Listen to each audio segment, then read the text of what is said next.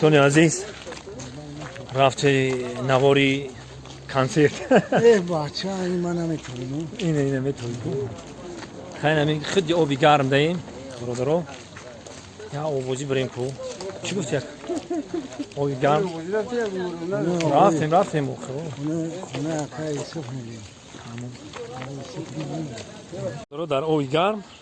اینجا در یک آبی خنک یک چشمه خنک در آبی گرم ایران این چشمه آبی خنک دهانت یخ میکنه خودت خنک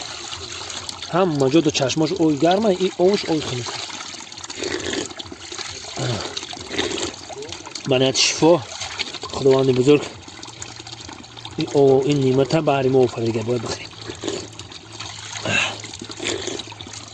انا جورم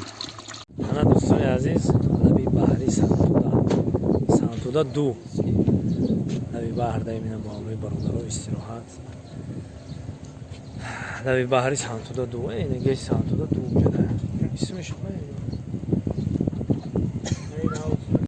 بزرگا گفتگیان کی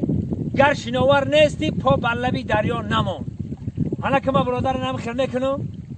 پریامی کنفو میکنم روی آوانم خیر میرم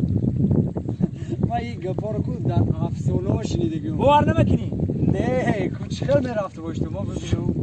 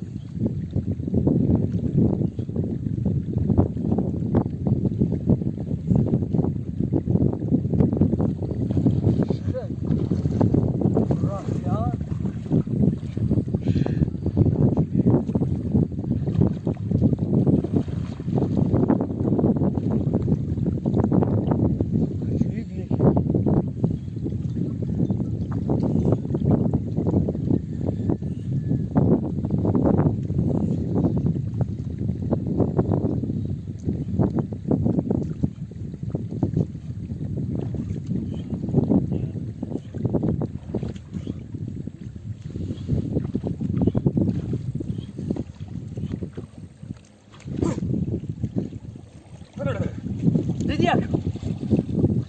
اسکندر ستاپ کنی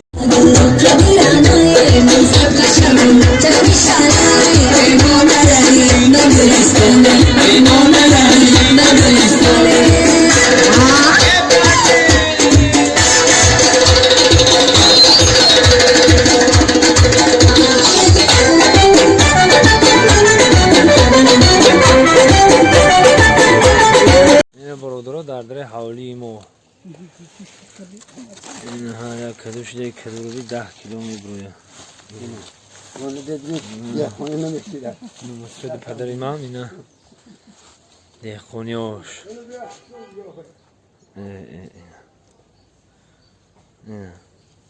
مهنت شرف است مهنت که نمیشه